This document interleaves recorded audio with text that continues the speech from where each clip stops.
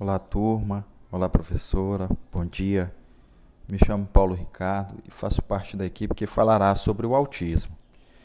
Nossa equipe é composta por mim, Paulo Ricardo Félix Costa, pela Adriana Caroline Lago Rocha Gomes, pela Kerliane Santos Cardoso e pelo Tiago Aurélio Silva Ferreira.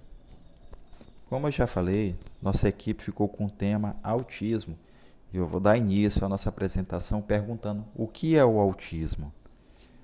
O autismo, gente, ele é um transtorno do desenvolvimento que ele se manifesta por volta dos 3 anos de idade. Esse transtorno, ele compromete todo o desenvolvimento psiconeurológico. Ele afeta a comunicação, ele afeta o convívio social e, em muitos casos, até mesmo um retardo mental. Segundo algumas pesquisas, cerca de 60% dos indivíduos autistas eles também apresentam epilepsia. Por que atualmente o autismo é chamado de transtorno do espectro autista? Por conta de um diagnóstico único que inclui alguns outros transtornos do desenvolvimento infantil, né, que envolve prejuízos sociais,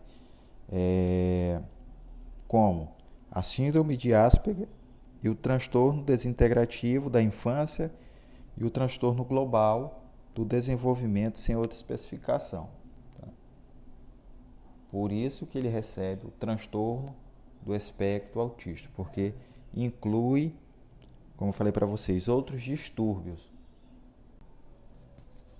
Agora falando um pouquinho sobre as causas do autismo, a maioria dos casos de autismo são causados por uma herança complexa de muitos fatores genéticos em interação.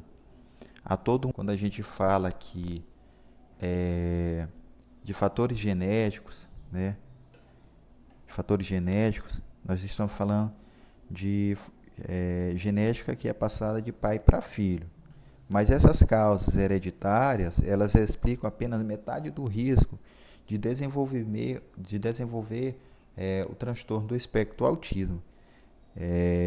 Existem outros fatores que impactam o feto, como o estresse, né, infecções, exposição a substâncias tóxicas, complicações durante a gravidez, desequilíbrios metabólicos, né, também teriam o mesmo peso na possibilidade do aparecimento desse distúrbio, né, que é o distúrbio, o transtorno do espectro autista.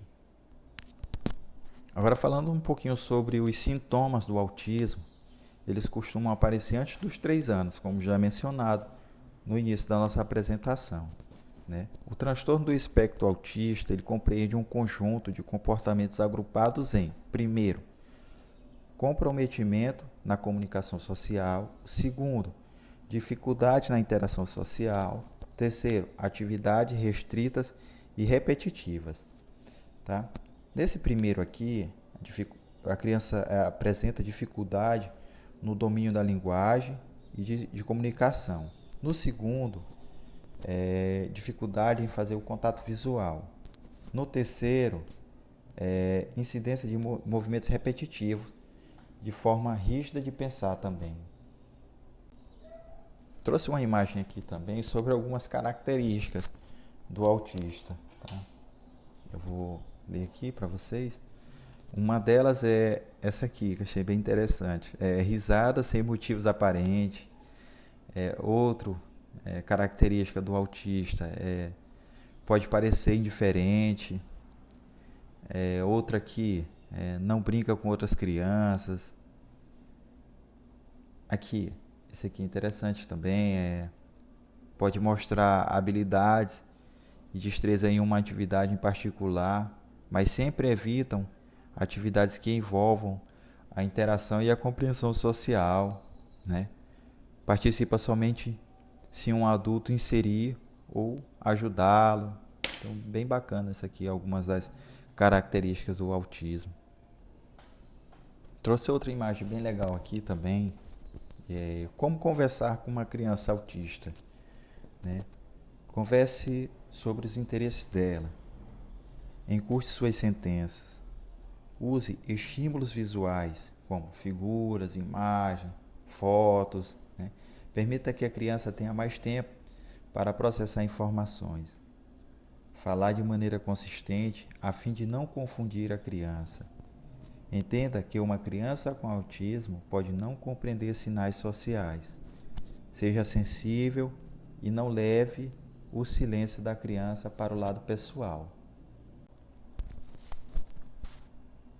Às vezes, a criança com autismo, ela, como já mencionado, ela por ter essa dificuldade de convívio social, a pessoa pode acabar interpretando de maneira errada e achar que é birra, tá? E levar para o lado pessoal. Mas eu trouxe aqui algumas diferenças entre birra e a crise, né?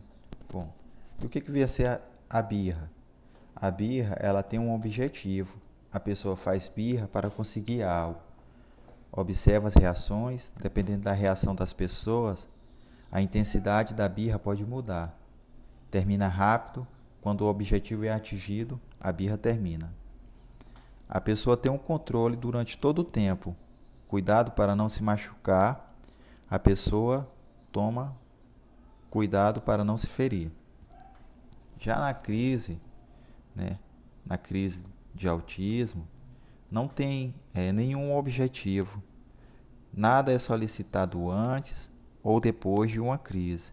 Não tem interesse nas reações. A pessoa não importa com a reação das pessoas. Demora muito tempo. As crises são mais longas que as birras. Não tem controle. A pessoa não tem controle das suas ações. Autoflagelação. A pessoa pode se ferir e ferir durante uma crise. Então, essa é a diferença da birra para uma crise de autismo.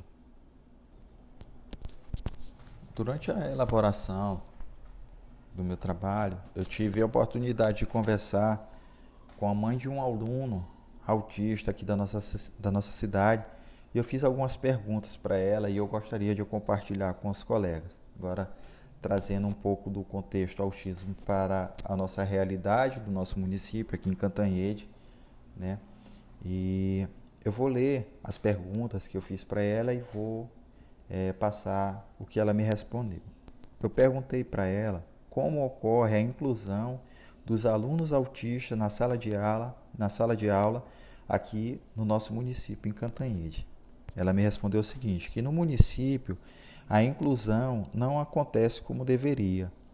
Ela relatou também que os cuidadores ainda não estão fazendo o acompanhamento e alguns professores ainda precisam se atualizar na questão de interação com os alunos.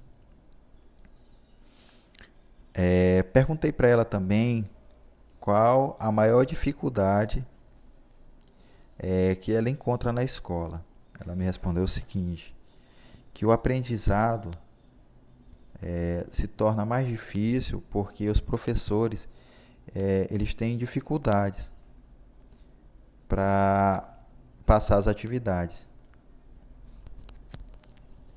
Eu perguntei para ela se ela tivesse a oportunidade de mudar alguma coisa na escola para melhorar a educação especial, o que ela mudaria? Inclusive essa pergunta aqui, ela me ajudou a responder a atividade passada que a professora passou.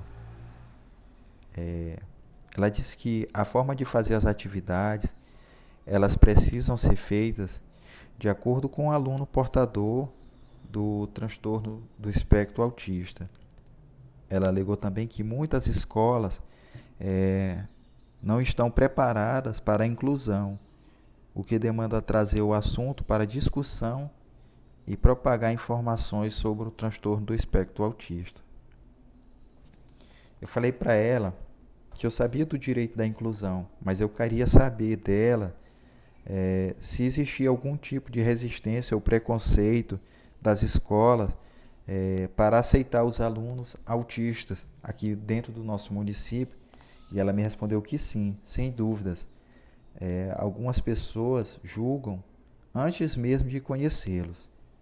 E ela me respondeu que os autistas são seres surpreendentes e algumas escolas não sabem dar o devido valor. E eu faço um convite aos queridos colegas, quem quiser conhecer mais sobre as pessoas com aspecto autista, a dar uma pesquisada sobre a Lei Berenice Piana, do sonho à realidade. Eu gostaria de finalizar minha apresentação com uma frase que é o seguinte: ensinar um autista é pensar, descobrir, criar, recriar, construir e agir. Ensinar uma criança autista é a ação mais bonita e compensadora. Agora minha colega Kerliane vai dar continuidade à apresentação.